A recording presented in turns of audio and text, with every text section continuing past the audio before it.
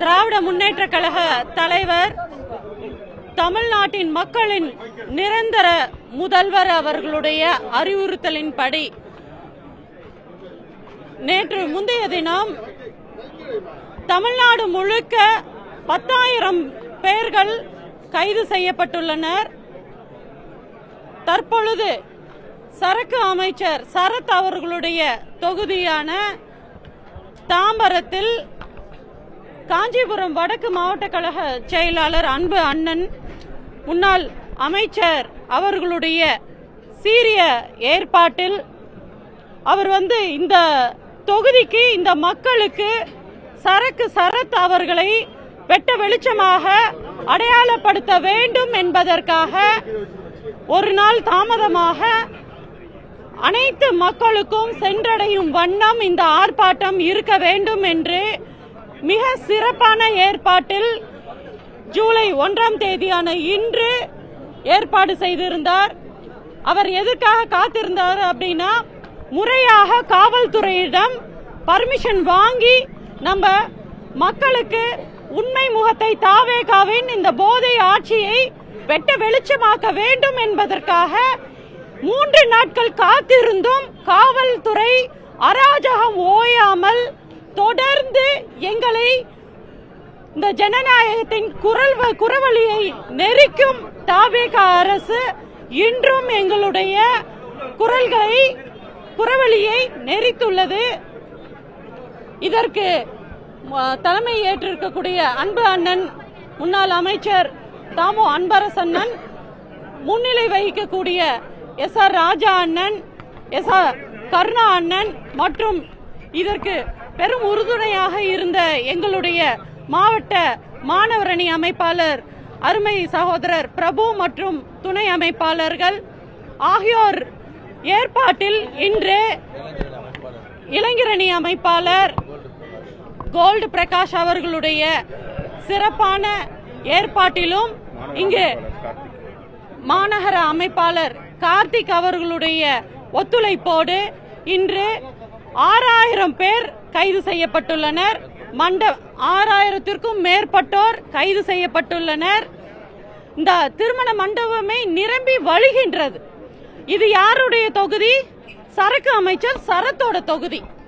இது தொடர்ந்து காவல்துறை இன்னும் எங்களைய வர இழுத்து உள்ள மண்டபத்துக்குள்ளார கைது செஞ்சுட்டாங்க. இன்னும் மண்டபத்துக்கு வெளியில எங்களுடைய கழகத்தினர் காத்து கிடக்குறாங்க. உள்ள பாத்தீங்க அப்படின்னா மகளிர் அவங்களுக்கு ஒரு சிறப்பான ஒரு போட்டியும் அமைக்கப்பட்டிருக்கு. மாத்திரையை கொடுத்து அந்த மாத்திரையை இன்னைக்கு பவுடர் பண்ணிட்டாங்க அப்படின்னா, காவல்துறை எங்களை வெளியில விடுறதுக்குள்ளார அந்த ஒரு மாத்திரையை பவுடர் பண்ணிட்டா 1 லட்சம் ரூபாய் பரிசு அப்படின்னு நாங்க அறிவிச்சிருக்கிறோம். இந்த சிறப்பான போட்டியும் இங்க நடைபெற்று வந்துட்டு இருக்கு. தொடர்ந்து சரக்கு அமைச்சருடைய காணொளிகள் தினம் ஒன்னொன்னு வெளியில வந்துகிட்டு இருக்கு. தினம் அவருடைய கையில மதுபானத்தோட. அதுக்கு என்ன காரணம் சொல்றாங்க? பொது வெளியில இந்த மாதிரியான காணொளிக்கு என்ன காரணம் சொல்றாங்கன்னா, அது 7up அப்படிங்கிறாங்க. இன்னும் ஒரு படி மேல போய் அவங்க அது கஷாயன்னு கூட சொல்லுவாங்க, சத்து மாத்திரைன்னு சொல்லுவாங்க, இல்ல சத்து மாவு ஜூஸ்ன்னு சொல்லுவாங்க, சத்து மாவு கஞ்சின்னு சொல்லுவாங்க. இதெல்லாம் மக்கள் நம்புறதுக்குன்னு ஒரு கூட்டம் இருக்காங்க இல்லையா? எங்க விஜய் சார், எங்க விஜய் அண்ணா, எங்க பையன் விஜய், இவர் நல்லவரு அப்படின்னு இன்னும் இவங்க செய்யற எல்லா குற்றங்களையும் நார்மலைஸ் பண்ணிட்டு இருக்காங்கல்ல ஒரு கூட்டம். அந்த நார்மலைஸ் பண்ற கூட்டம் இருக்கும் வரை இந்த தாவேகா இந்த மாதிரியான குற்றங்களை செய்து கொண்டே இருக்கும். இதை ஒருபோதும் 6 மாசம் வரைக்கும்லாம் நாங்க பொறுத்திருக்க மாட்டோம். 60 நாள் ஆயிருச்சு, 40 நாள் ஆயிருச்சு அப்படின்னாங்க. நாங்க திராவிட முன்னேற்ற கழக தலைவர் அவர்களுடைய வலியுறுத்தலின்படி மக்களுக்கு ஏதாவது ஒண்ணு அப்படின்னா திராவிட முன்னேற்ற கழகம் உடனடியாக களத்தில் இறங்கும். அதுக்கு காவல்துறையிடம் நாங்க பர்மிஷன் கேட்போம், 6 மாசம் காத்திருப்போம். இந்த மாதிரியான விஷயங்கள்லாம் நாங்க ஒருபோதும் தலைவணி வச்சு படுத்து தூங்கிட்டு திடீர்னு எந்திரிச்சு நாங்க மக்களுக்கு 6 மாசம் கழிச்சு நாங்க ஓட்டு கேட்க வந்துட்டோம் அப்படின்லாம் வரமாட்டோம். சிஎம் சார் சொன்னார் இல்லையா, அடுத்தவங்க வீட்டு நெய்யில ஸ்வீட்டு செய்யாதீங்க. எங்களுடைய திட்டங்கள்னால இன்னைக்கு நீங்க உங்களுடைய ஸ்டிக்கரை ஒட்டிக்கிட்டு டெல்லியில போய் நல்ல பேர் வாங்கிக்கலான்னு இங்கேயும் சட்டமன்றத்துக்குள்ளாரையும் வந்து நீங்க நடிக்காதீங்க. எங்களுடைய திராவிட முன்னேற்ற கழகத்தின் தலைவர் மற்றும் இளம் தலைவர் அவர்களுடைய ஆணைக்கு இணங்க சரக்கு அமைச்சரை உடனடியாக நடவடிக்கை எடுத்து பதவி விலக வைத்தால் ஒழிய எங்களுடைய போராட்டம் தொடரும். இது தமிழ்நாடு மாநிலம் முழுக்க தொடர்ந்து கொண்டே இருக்கும் என்று இதன் வாயிலாக தெரிவித்துக் கொள்கிறேன்.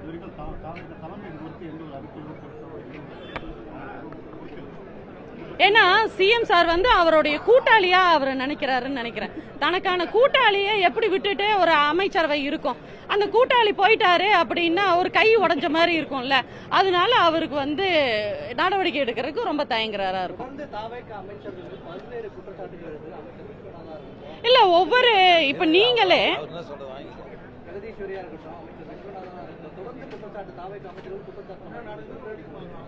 இல்ல தொடர்ந்து அவங்களுடைய சோசியல் மீடியால அவங்களுக்குன்னு ஒரு பேஜ் இருக்கும் இல்லையா, அந்த பேஜை போய் நீங்க ஆய்வு பண்ணி பாத்தீங்க அப்படின்னா அவங்களுடைய வரலாறு, ஏன்னா எங்களையே தான் வரலாறு பேசக்கூடாதுங்கிறாங்க. எங்க கலைஞர் வந்து 8வது வரைக்கும் ஆல் பாஸ் வச்சு எங்க பொம்பளை பிள்ளைங்களை எல்லாம் இன்னைக்கு படிக்க வச்சு நாங்க வந்து இன்னைக்கு வாய் பேசுறோம் இல்லையா, இந்த மாதிரி எல்லாம் வாய் பேசக்கூடாது. அவங்களுக்கு எப்படின்னா சோசியல் மீடியால டான்ஸ் ஆடணும், அவரோட பாட்டுக்கு டான்ஸ் ஆடணும், அதுதான் விஜய் சார் விஜய் அண்ணா இப்படி இருந்தா மட்டும் போதும் அப்படின்னு நினைக்கிறாங்க. அவங்களோட மீடியால இப்போ கில்லி சரத் அவருடைய பேஜ்ல அவருடைய போன் நம்பரு, அவரோட அஃபேரோட போன் நம்பரை மென்ஷன் பண்ணி இவர் வந்து இந்த வீடு WEED வீடு யூஸ் பண்ணியிருக்காருங்கிற ஒரு 60 வீக்ஸ்க்கு முன்னாடி ஒரு பதிவு வந்திருக்கு. 420 டேஸ்க்கு முன்னாடியான அந்த பதிவை இன்ன வரைக்கும் அவர் டெலீட்டும் பண்ணல, அதுக்கு மறுப்பும் தெரிவிக்கல. அப்ப இவர் தொடர்ந்து இதுக்கான விசாரணைக்கு உட்படுத்த வேண்டும். இந்த மாதிரியான ஆதாரங்கள் இருக்கும் பொழுது நம்ம ஒரு உண்மையான மக்களுக்கான ஆட்சியாக இருந்தால் நம்ம வந்து இது நடவடிக்கை எடுப்பாங்க. இவங்க கிட்ட இது எதிர்பார்க்கறதுங்கிறது ரொம்ப கஷ்டம். இதுக்கு மத்திய அரசு, எலெக்ஷன் கமிஷன் இவங்கெல்லாம் சேர்ந்து இந்த ஆட்சியை வந்து மக்களுக்கான ஆட்சியாக மாற்ற வேண்டும். இல்ல இதுக்கான விசாரணை சிபிஐ நடத்தணும் அப்படின்னு எங்களுடைய கோரிக்கை. சிபிஐ எதுவும் இதற்கான நடவடிக்கை எடுக்கவில்லை அப்படின்னா இதோட நாங்க எங்களுடைய போராட்டம் வீரியமாக இருக்கும். இன்று எங்களுடைய மாணவரணி இளைஞர்களுக்கு நல்வழிப்படுத்துறதுக்கான ஒரு ஆட்சியாக இருக்க வேண்டும் அப்படிங்கறக்காக திராவிட முன்னேற்ற கழக தலைவர் மாணவரணி சார்பாக ஆர்ப்பாட்டம் அறிவிச்சிருந்தாரு. இதுக்கப்புறம் பாத்தீங்க அப்படின்னா தாய் கழகம் களத்துல இறங்குனா தமிழ்நாடே தாங்காது. தாவேகா அரசு ஒரு நாள் கூட நீடிக்காது. ஏன்னா எங்களுடைய முன்னாள் அமைச்சர்களும் எங்களுடைய முன்னாள் எம்எல்ஏக்களும் மக்கள் பணியை ஒவ்வொரு வீடாக சென்று ஆற்றியவர்கள். அவங்க ஒவ்வொரு மக்களிடமும் இதை எடுத்து சொல்ல நேரிட்டால் தாவேகா இருக்கிற இடம் தெரியாம காணாம போயிருவாங்க.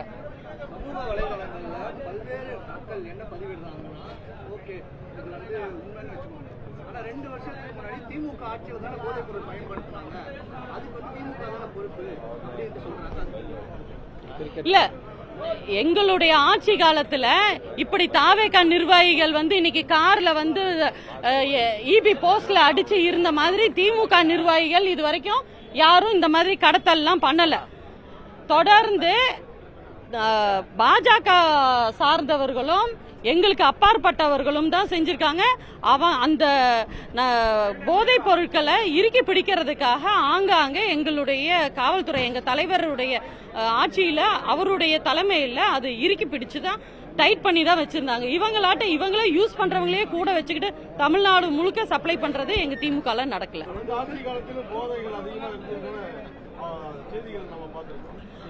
அது ஹார்பர் மூலமா உள்ள விட்டது யாருன்னு உங்களுக்கு தெரியும், அவங்க கிட்ட போய் கேளுங்க. தமிழக அரசு இருந்து நாங்க நெருக்கி தான் பிடிச்சோம். எடுக்காம இருந்திருந்தா நீங்க சொல்லலாம். அதுவும் குறிப்பா திமுக நிர்வாகிகள் யாராவது கைது செய்யப்பட்டாங்களா? அவங்க கையில இருந்து போதைப் பொருள் பிடிபட்டதா? இப்ப தொடர்ந்து தாவேகா நிர்வாகிகள் பாலியல் வன்புணர்வு செய்யறாங்கிற செய்திகள் வந்துகிட்டு இருக்கு. போதைப் பொருள் உட்கொள்றாங்கன்னு வருது, போதைப் பொருள் கடத்துறாங்கன்னு வருது. ஆனா திமுக ஒருபோதும் அந்த மாதிரியான கேவலமான செயல்பாடுகள்ல எந்த நிர்வாகிகள் பேர்லயும் வரல.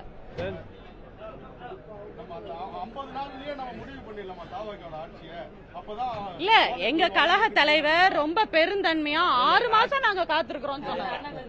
ஆட்சி குற்றச்சாட்டு வச்சது என்ன? போதை அதிகமாகி போச்சுன்னு சொன்னேன். நான் வந்து நிமித்துவேன், அடுத்த நிமிஷமே நிமித்துவேன். 50 நாள் ஆகி போச்சு. என்ன பண்ணேன்? அதிகாரிகள், ஐபிஎஸ் அதிகாரிகள், ஐஏஎஸ் அதிகாரிலாம் மாத்திட்டேன். நிர்வாகம் உங்ககிட்ட வந்துச்சு. தடுக்க வேண்டியது யாரு? தடுக்கலையே. மிஞ்ச விட அதிகமாக தான் வருது, தவிர கம்மியாக வரல. இப்போ திமுக எங்களுக்குன்னு ஒரு மரியாதை இருக்குது. எங்களுக்கு என்ன மரியாதை தெரியுமா? எத்தனை முறை ஜெயிலுக்கு போனாரு, எவ்வளவு போராட்டத்தில் கலந்துக்கினாரு. இதுதான் எங்களுடைய தகுதி. திமுகவில் அவங்க தகுதி எவ்வளவு தெரியுமா? பேரு சரத்து, கில்லி சரத்து. கில்லி படத்தை 100 வாட்டி பார்த்தாராம், கில்லி படத்தை. அதனால அவர் கில்லி சரத்து. அவங்க எத்தனை வாட்டி பால் குடம் கட் அவுட்டுக்கு பால் ஊத்துனாங்க. அதுதான் அவங்களுடைய கெப்பாசிட்டி. ஒரு ஆளு கூட சரியான ஆள் இல்ல. இது போக போக மோசமாகும். பார்க்கத்தான் போறீங்க.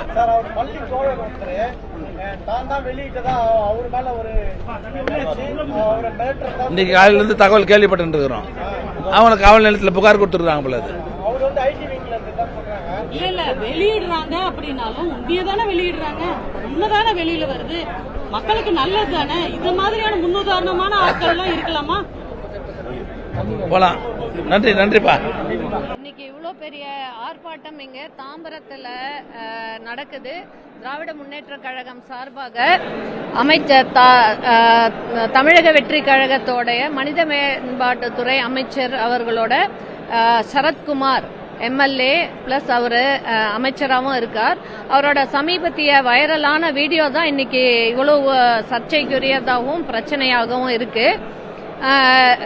ஒவ்வொரு முறையும் இந்த மாதிரி ஒரு கீழ்த்தரமான செயல்கள்ல பாத்தீங்கன்னா இந்த 40 நாள்ல 40,000 கம்ப்ளைண்ட்ஸ் வர்ற அளவுக்கு தாவேக அமைச்சர்களும் அவங்களோட எம்எல்ஏஸும் நிறைய விஷயங்கள் பண்ணிட்டு இருக்காங்க. அதுவும் பெண்களை பாதிக்கிற வகையிலையும் இளைஞர்களை பாதிக்கிற வகையிலையும் தான் இந்த விஷயங்கள்லாம் நடக்குது. இதற்காக வந்து திராவிட முன்னேற்ற கழகம் கடந்த 3-4 நாளாக வந்து போராட்டம் நடத்திட்டு இருக்கோம். இப்பதான் நீட்டுக்கு எதிரான போராட்டம் நடத்தினோம். அது முடியறதுக்குள்ள அடுத்தது பாத்தீங்கன்னா இந்த அமைச்சர் பண்ணிருக்க பேசிக்கலி என்னன்னா, அவர் வந்து ஒரு ஐபிஎல் மேட்ச்ல 2 வருஷத்துக்கு முன்னாடி மேட்சுக்கு போயிருக்கக்குள்ள ஒரு ட்ரக் ஹேண்டில் பண்ணியிருக்காரு. அது ட்ரக் தானா உலகம் முழுக்க யார கேட்டாலும் சொல்லுவாங்க. ஆனா இவரு சிம்பத்தி. ஆமா, நான் வந்து டாக்டர் கிருத்திகா தேவி, மகப்பேறு மருத்துவர். இந்த குழந்தை இவர் சொல்ற கதையை பார்த்தா 2 வருஷத்துக்கு முன்னாடி 1 வயசுக்கும் கம்மியா தான் இருந்திருக்கும். அப்ப இந்த 6 மாசம் 1 வருஷத்துக்குள்ள இருக்க குழந்தைங்களுக்கு ஒரு நோய்னாக்க சிரப் ஃபார்ம்ல இல்ல டிராப்ஸ் ஃபார்ம்ல கொடுப்பாங்க. ரொம்ப ரேரா தான் 1-2 மருந்து தான் டேப்லெட் ஃபார்ம். அது கூட டிஸ்பாசிபிள் டேப்லெட். தண்ணியில போட்டா கரைஞ்சிருமே தவிர அதை உடைக்கணும் தூள் பண்ணணும்னு அவசியம் இல்லை.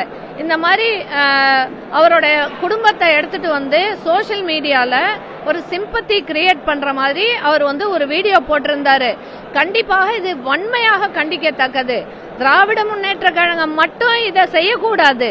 என்ன பொறுத்த வரைக்கும் அவர் இன்னைக்கு ஒரு சட்டமன்ற உறுப்பினராகவும் அமைச்சராகவும் இருக்கிறது யாரால சொல்லுங்க? இத்தனை மக்கள் 1,12,000 மக்கள் வந்து அவருக்காக ஓட்டு போட்டிருக்காங்க. அந்த மக்கள் தான் கேள்வி கேட்கணும். இந்த மாதிரி ஒரு கீழ்த்தரமான செயல் செய்யற அமைச்சர் அது மட்டும் முடிஞ்சதுங்களா? அடுத்தடுத்த நாள் ஷாக்கிங்கான வீடியோஸ் வருது. அவரு இதுல இந்த வீடியோல அவரோட க்ளோஸ்டு ஃப்ரெண்ட்ஸ் சர்க்கிளுக்கு மட்டும் இத போஸ்ட் பண்ணிருக்காரு. அதுக்கு தக் லைஃப் மொமெண்ட்னு போட்டிருக்காரு. ஒரு குழந்தை உடம்பு சரியில்லாம கஷ்டத்துல இருக்கக்குள்ள எந்த தகப்பனாவது தக் லைஃப் மொமெண்ட்னு போடுவாங்களா? இதெல்லாம் பொதுமக்கள் தான் சிந்திக்கணும். திராவிட முன்னேற்ற கழகம் எப்பொழுதுமே மக்களுக்காக இருக்கக்கூடியது. ஆட்சியில இருந்தாலும் சரி இல்லாட்டினாலும் மக்களுக்காக தான் இருக்கும். இன்னைக்கு இவ்வளவு போராட்டம் பண்றோம். எனக்கு ஒரு வருத்தமான விஷயம் என்னன்னா, மக்கள் தான் இதெல்லாம் வெகுண்டெழணும். அவங்களுக்கு தெரியாதா? இந்த மாதிரியான போதை கலாச்சாரத்தை ஃபாலோ பண்ற ஒரு அமைச்சர் நம்ம தாம்பரம் தொகுதிக்கு எம்எல்ஏவாகவும் அமைச்சராகவும் இருக்காருன்னா இந்த தொகுதியில அப்ப எத்தனை போதை கலாச்சாரம் இருக்கும், எத்தனை பெண்களும் இளைஞர்களும் வந்து கெட்டு போறதுக்கு அதிக வாய்ப்புகள் இருக்கு இல்லையா? மக்கள் தான் இறங்கி போராடணும். திமுகவோட சேர்ந்து கை கொடுத்து போராடணும். நம்ம கேக்குறது இந்த அமைச்சர் இது இப்படி பண்ணிருக்காரு, இதுக்கு சிஎம் சார் அவர் என்ன பதில் சொல்றாரு? எல்லாத்துக்குமே வாய் மூடி மௌனமா இருக்கிறது இந்த விஷயத்துல இருக்கக்கூடாது. ஏன்னா இவர் தான் சொன்னாரு, நான் ஆட்சிக்கு வந்த உடனே போதையை ஒழிப்பேன்னு சொன்னாரு. பெண்களுக்கான பாதுகாப்பு ரெண்டுமே ரொம்ப மோசமா போயிட்டு இருக்கு. இன்னைக்கு வெளியில போறதுக்கே பயமா இருக்கு. பெண்கள் அதுவும் வயசு வித்தியாசம் பார்க்காம வன்முறையில ஈடுபடுறாங்க. எஸ்பெஷலி அவங்களோட கட்சிக்காரங்களே. இதெல்லாம் சிஎம் அவர்கள் தலையிட்டு இதை கண்டிப்பா, ஏன்னா போலீஸ் நிர்வாகம் அவரோட டைரக்ட் கண்ட்ரோல்ல இருக்கு. அதே போல ட்ரக் கலாச்சாரத்தையும் இவங்க கட்டாயமாக இது ஒழிச்சாகணும். அதுக்காக திராவிட முன்னேற்ற கழகம் அரசுக்கு என்னென்ன உதவி செய்யணுமோ எல்லாம் செய்யும். ஆல் த மோர் இன்னைக்கு இந்த அமைச்சர் இப்படி ஒரு முன்னுதாரணமாக 2.5 லட்சம் பேரோடைய ஒரு பிரதிநிதியாக இருக்கிறவர். நாங்க எதிர்பார்க்கறது என்னன்னா, ஒரு தகுதியானவருக்கு இந்த வாய்ப்பு கொடுக்காமல் இந்த மாதிரி கீழ்த்தரமான செயல்ல ஈடுபடுற ஒருத்தர் அமைச்சரா இருக்கிறத நாங்க வன்முறையா கண்டிக்கிறோம். கண்டிப்பாக அவர் பதவி விலக வேண்டும் அப்படிங்கறது எங்களுடைய கோரிக்கையா இருக்கு. இத பார்த்துட்டு இருப்பாரு சிஎம், கண்டிப்பாக இதற்கு அவர் பதில் சொல்லிதான் ஆகணும். மகப்பேறு மருத்துவர்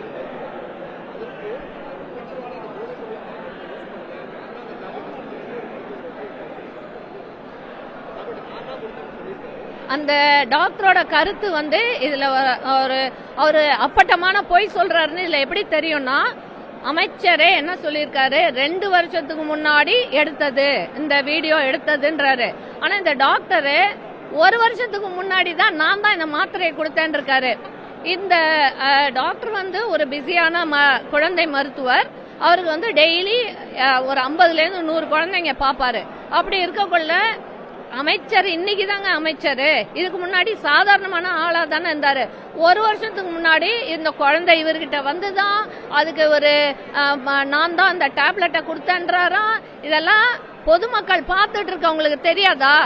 டாக்டர் செய்தது கண்டிக்கத்தக்கது. அவரோட படிப்புக்கு மீறி பொய் சொல்றத பண்ணக்கூடாது. மருத்துவர் எப்பொழுதுமே மருத்துவரா தான் இருக்கணுங்கிறது, முதல்ல மருத்துவரா இருக்கணும். அப்புறம் தான் அடுத்தவங்களோட கட்டளைக்கு அடிபணியறது அதெல்லாம். ஏன்னா அவரோட பிராக்டிஸையும் இது பாதிக்கும் இல்லையா? டாக்டர் கிட்டயும் வக்கீல் கிட்டயும் பொய் சொல்லக்கூடாதுனாங்க. ஆனா டாக்டர் பொய் சொல்லலாம் இல்லையா? அதைத்தான் அவர் பண்ணியிருக்காரு.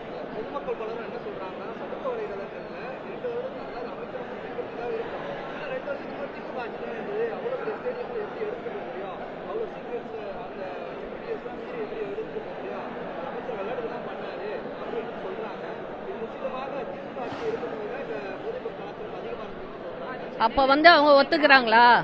இப்ப அமைச்சர் போதைப் பொருள் பயன்படுத்தினார்னு ஒத்துக்கிறாங்களா? சொல்லுங்க. அவர் ஒத்துக்கிட்டாரு அப்படின்னா அதுக்குண்டான அந்த கேள்விக்கு நாங்க பதில் சொல்ல ரெடியா இருக்கோம். இது ஒண்ணு. அப்ப அவரு ஒத்துக்கல. ஆனா அப்ப போதைப் பொருள்னா சின்ன பொட்டலம்ல கட்டி எடுத்துட்டு போறாங்க. எப்படி வேணும்னா எடுத்துட்டு போலாம். அத சரியா ஒரு பெரிய வெப்பன் எடுத்துட்டு போனோம்னா ஏகப்பட்ட பாதுகாப்பு முறை. ஒரே பெரிய பாக்கெட்டா எடுத்துட்டு போறாரு, அங்கேயே வச்சு சேல்ஸ் பண்ண போறாருன்னா அது பெரிய பாக்கெட். ஆனா சின்னதா எதையாவது எடுத்துட்டு போனாருன்னா அது கண்டிப்பாக தெரிய வராது. இது பொதுமக்கள் சொல்லலைங்க. தாவேக்கால இருக்கக்கூடிய அந்த நிர்வாகிகளும் அதுல இருக்கக்கூடிய தொண்டர்களும் தான் சொல்றாங்களே தவிர பொதுமக்கள் யாரும் இதெல்லாம் சொல்லல.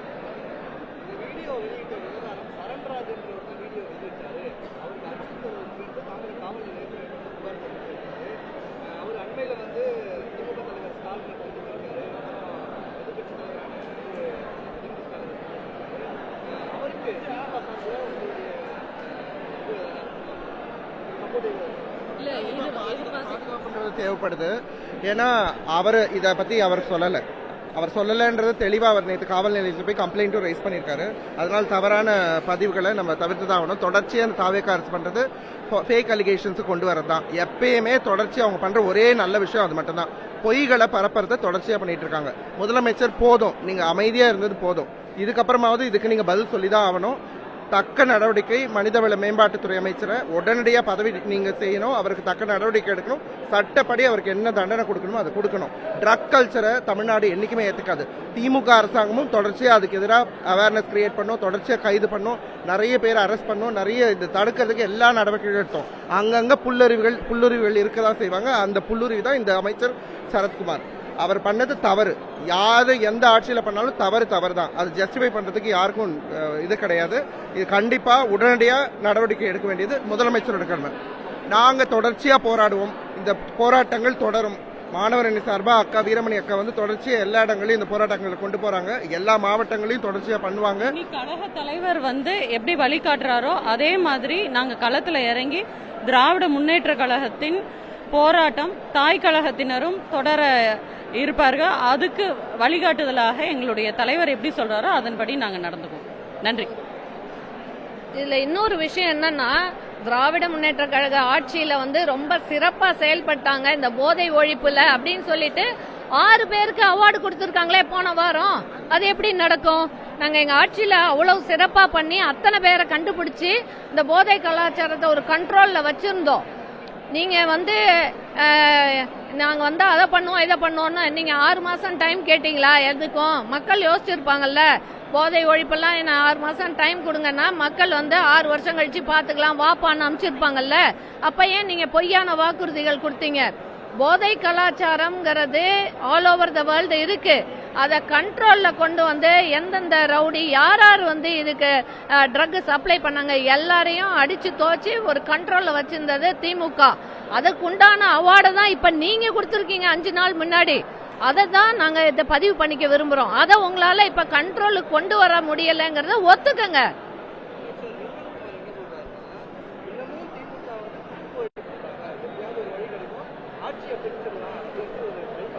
குறுக்கு வழியில ஆட்சிக்கு வந்தது தாவேகா. குழந்தைகளை மேனுப்புலேட் பண்ணி தாத்தா பாட்டி கிட்ட கெஞ்சி ஏமாத்தி யார் ஆட்சிக்கு வந்தாங்கன்னா தாவேகா. ஏன்னா தாவேகா ஒரு பெரிய அலையில அடிச்சு புரட்சிகரமாலாம் இங்க ஜெயிச்சரல. 108 ஆம்புலன்ஸ்ல ஏறி வந்து இன்னைக்கு ஆட்சியில உட்கார்ந்து இருக்காங்க. இதுலயும் அதிருப்தியான எம்எல்ஏக்கள் இருக்காங்க. அதுக்கும் எங்களுடைய திமுக நிர்வாகிகளை கைது செஞ்சுட்டு வந்துட்டு இருக்கு இந்த அராஜக தாவேகா காவல்துறை. இது எல்லாம் வன்மையாக கண்டிக்கக்கூடியது. இவங்களுடைய பொய் பிரச்சாரம் அவதூறுகள் வந்து இனியும் வந்து இந்த தமிழ்நாடு பார்த்துக்கிட்டு வேடிக்கை பார்த்துக்கிட்டு இருக்காது.